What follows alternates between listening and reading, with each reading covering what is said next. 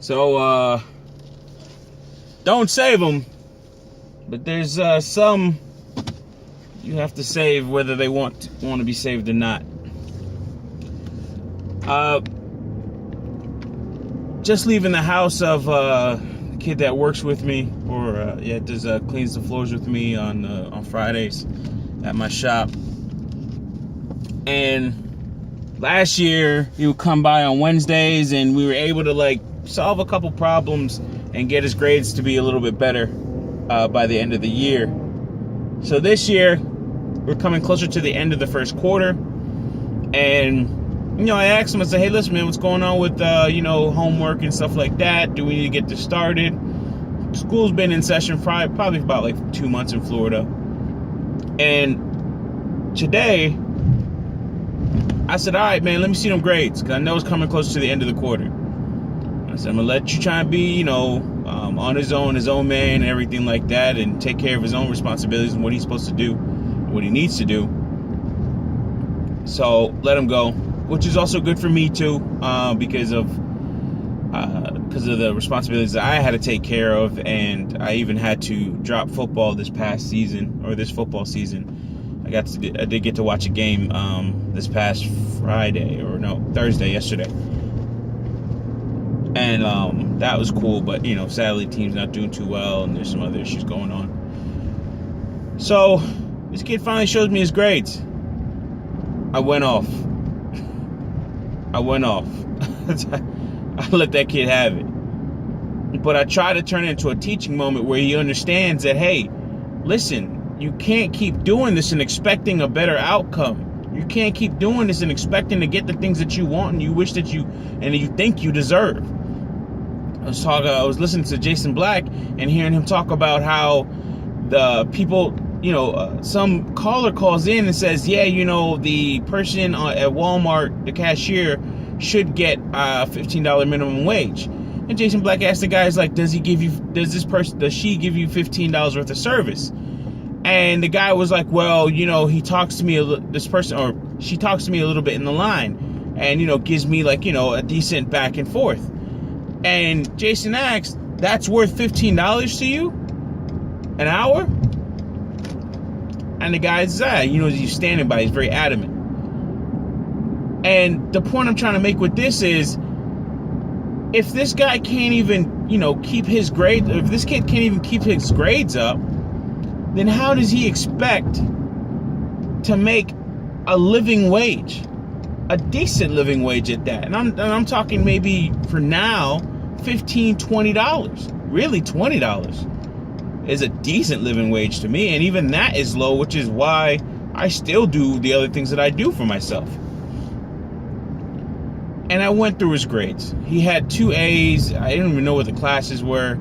I said, you have to be out of your mind. The rest were D's. One was F. One was an F in an elective. And his excuse when I said, man, why do you got an F in that? He was like, oh, coach, that's an elective. And I was like, it still weighs. It still weighs on your grade. It still weighs on the books. You don't understand that. If they take an average, it still weighs. So to get to a productive part of this whole video, the way I broke it down to him was fairly simple. I said, if this was your report card at your job, do you think you would still be employed? To which he said to me, smiling, while doing that thing where when you're in trouble and you're in some shit as a man or as a male, and you start pushing your hair forward, you start playing your hair a little bit, kind of stroking the waves. Hopefully the waves will wash you out of this situation where somebody's confronting you, looking you dead in your eye and telling you fucked up. I was like, listen, do you think you would still have a job? He said, no. I said, look at this. And I went through a couple grades. And a couple things that I said was, one, I said, all right, so you have a D in cleaning, you have a D in cooking, you have a D in customer service, you have an F in talking with your fellow coworkers, you have a D in coming on time on a regular basis. His excuse or his explanation for his grades that he was getting is the fact that he hasn't been able to get a ride to school. And I asked him, I was like, he doesn't live that far from school. If you're a latchkey kid, so on and so forth, you're going to make it to school. It's not going to be a problem. He probably lives maybe an hour away by car, and that's by walking. And that's if you walk slow. And I told him, I said, listen, you need to invest in yourself at this point. Do you need a bike? Do you need help getting a bike? Because we need to make sure that you get to school. You need to finish this. And not so much just as a place to learn the basics, which we all know that's the stuff that they teach in school is really just advanced babysitting at its best, and indoctrination, or advanced babysitting at its worst, and indoctrination at its best. And I said, do we need to get you into school? Do we need to get you a bike or something so that you can make it to school on time? He's like, yeah, it's a bit of a bop to walk. Now I'm telling you, I can drive this right now and make this video, and I would have been there and would have been driven all the way back to his house, or started to, by the end of this video. Again, in a car, it's faster. But that's your responsibility, young man. You're supposed to make it to school. So I told him that.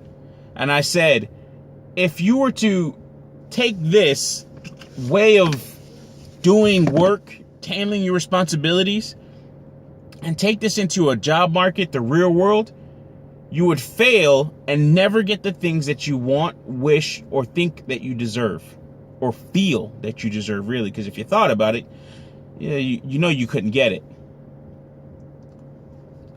He agreed, and he understood that he needs to make, he needs to make improvements. And I went back to what we talked about last year when I started mentoring him and tutoring him.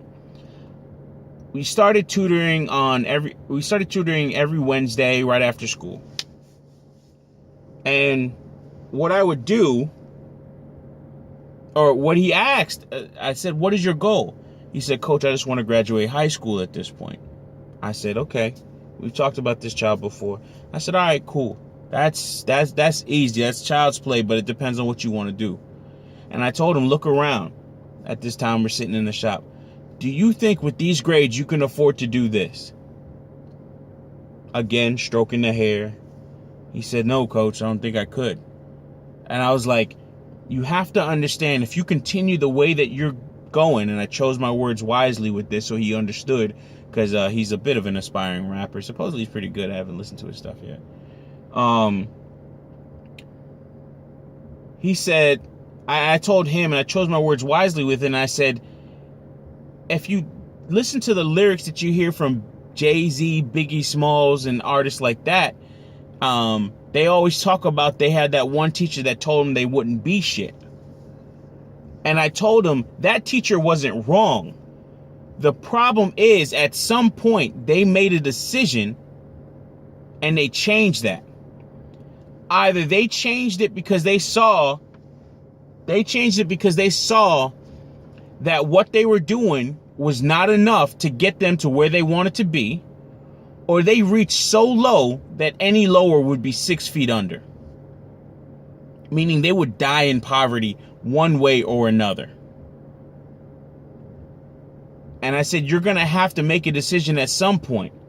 In fact, that decision might come after a conversation where somebody's looking you in the eye and trying to invest in you some way, shape, or form. Meaning me looking him directly in his eye and saying, you're fucking up. And I told him straight up like that, tapping him on his knee, you are fucking up. He's like, all right, Coach. I told him you need to invest in yourself. You need to do something. Either you get a bike and start riding to school, or you start making that walk to school and saving your money. Earlier, we talked about The Richest Man in Babylon, a great book. I'll try and put the link in the description box to a online version of that book. It's excellent. I love it. I'm listening to it for the second time right now. I just started again tonight.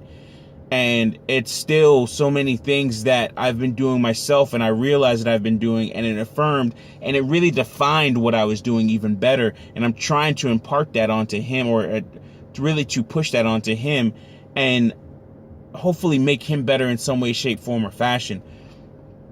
And I want to do this for more children, because in time, or this year, he should be graduating high school. And I told him, straight up, listen, they'll give you a piece of paper, a certificate of attendance, and let you walk across that stage with everybody else. They'll let you do that. Just letting you know that. They will let you do that. But there's nothing like getting your diploma and some of these degrees earlier on in life. And I told them, people that go back and get their GEDs, they're dumbasses. And if anybody has gone back and got their GED, I do believe you're a dumbass. And I do believe, and this is what I said to him, please don't get hurt about it, I do believe they realized it. And if this is you realized it, and you went back and got your GED.